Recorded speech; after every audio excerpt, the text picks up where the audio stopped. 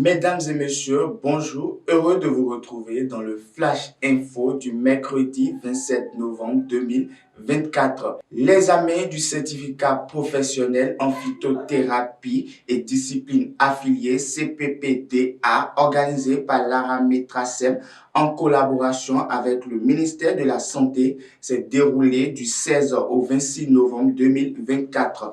19 praticiens, dont 18 béninois et un Camerounais, ont réussi cet examen national leur permettant d'exercer la médecine traditionnelle en toute légalité.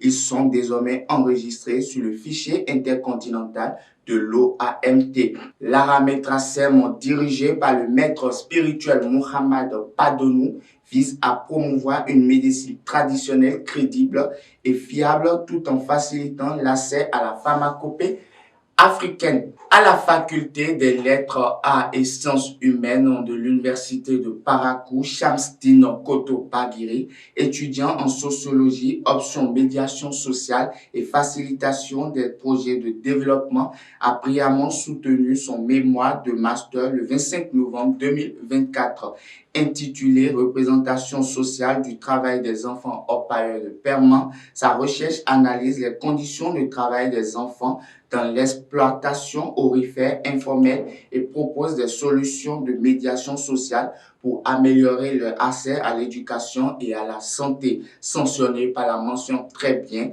la qualité de ces travaux a été largement appréciée. Restons à Parakou pour dire que le mardi 26 novembre 2024, les autorités ont procédé à l'exhumation du corps de Faisal Ourou, décédé après une interpellation policière. Cette démarche vise à éclaircir les causes exactes de sa mort dans le cadre d'une enquête judiciaire.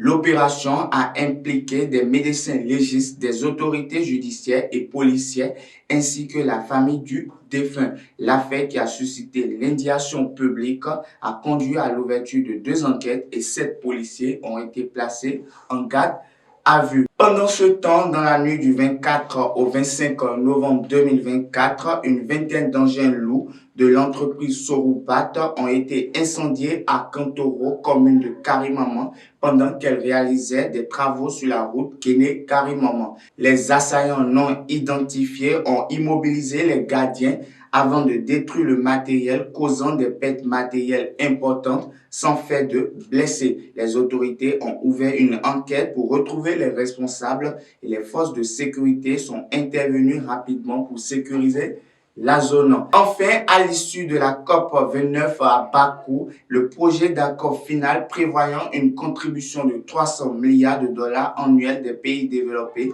pour le financement climatique d'ici 2035 a été jugé insuffisant par de nombreux États. Les pays vulnérables tels que les États insulaires et les nations africaines espéraient 600 milliards. L'accord ne mentionne pas la transition énergétique et les négociations ont révélé des tensions entre pays riches et en développement sur la répartition des responsabilités, laissant de nombreux participants insatisfaits. C'est la fin de ce Flash Info. Merci de nous avoir suivis. Bonne suite de semaine à chacun et à tous. Abonnez-vous à la chaîne du Coin TV et cliquez sur la cloche de notification pour ne rater aucune vidéo.